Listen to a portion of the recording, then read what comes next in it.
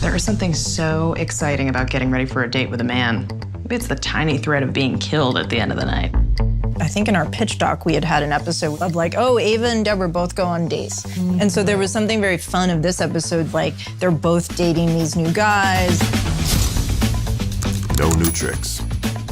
We were like, what would it be like if Deborah dated one of these younger international rock stars that have a much more evolved, less heteronormative view of how to dress, how to act, how to date.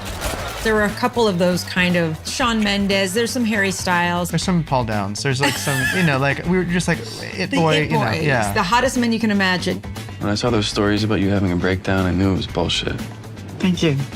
As young as he is, I mean, I think she really admires him. And he's got the cutest smile in the world. Second cutest? Okay, second cutest smile. Jesus God. I already told you had like perfect lips. You hear that, girls? She needs constant affirmation. It's just ridiculous. You kissed a girly guy and you liked it. Are you gonna see him again? I hope so. That's one of my favorite scenes we've ever shot in the so kitchen fun. when they're girling out and texting him like Screaming and jumping. So what emojis No should I emojis. use? No. No emojis. What about a GIF? I love when Deborah goes like, do you think you want to? like slowly. So coy. That's the thing in season 5 you're like hoping to still do is show these characters in new light, having new energy. Was it you who called the paparazzi on our first date? And it doesn't end well for Deborah and Nico. Trouble in paradise. But after he writes a song that's vaguely about Deborah, she decides, I need to clap back. Call Diane Warren! and Diane, we found out, was a fan of the show, and she gave us the song for the credits. So that credit song is by the one and only Diane Warren. I feel like I need to be upfront. With you, I'm a sex worker. That is awesome.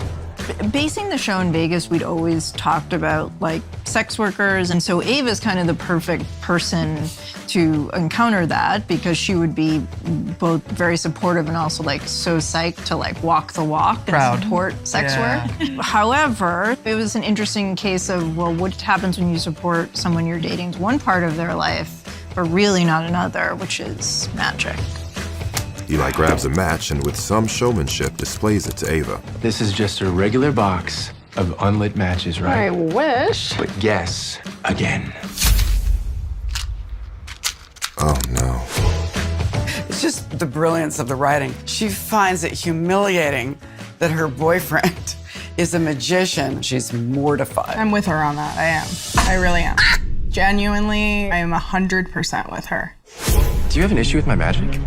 Oh, I got no issue. We could do it Voldemort style. When we got to combine that argument where she and Grady are arguing about her lack of respect for magic with Lauren Weedman's Mayor Joe, now that is something we could watch forever. I know. I'm done doing sex work. Hey! No! No! Don't be rash! Lauren Weedman is so singular, so funny. Ooh, so gentle. You can hex me all the way to Hades. I don't give a fat one. What about your student loans? I'll get rid of them for you. Dick in my mouth? Sorry. I got excited about that sentence. Go ahead. Because you know the characters now, she can say anything crazy and it fits in the world, which allows us to kind of write anything, which is so freeing. That would be a great spin-off, watching her. We have a whole idea of what happens to her in her life after Hacks. Legally, we can't talk about it on camera, but she knows a lot of people in Vegas. This could be such a cool space for people who want to stay somewhere different. I'm so sorry I'm late. I thought I found a lump in my breast. It turned out it was a dried wasabi pea in my bra. I'm Meredith. Marcus. Wow. And we started out on an improv team together. Jen and Lucy were in a sketch team together. This is true. And I think you directed me before. And in our very first video that we made together, I directed Lucia doing a very, very good Janine Garofalo. Lucia is a brilliant performer, and the truth is that the fact that she became this prolific director just gave her less time to perform. It was back to what I think she might even be better at than directing. It's true. I love working with Carl and Johnny. To be able to work with them in a different capacity was really, really fun. One line that we cut was that she found the dried wasabi pea in her bra and had been crying the whole way over. I was crying the whole way here. I'm dehydrated. That's Why her mascara is running, but Yes. we cut the crying line, but we kept the mascara. It's. You can also see like the ways that I wasn't really prepared to be on camera. I have these fake nails on, but you can see my actual gel nails were underneath. But that it's were such a colored. funny choice. It's a funny choice. Yeah, it was But a the fun. character was like, put him. Let's go, girls. This way. Let me show you upstairs. Oh, wait. It's this way.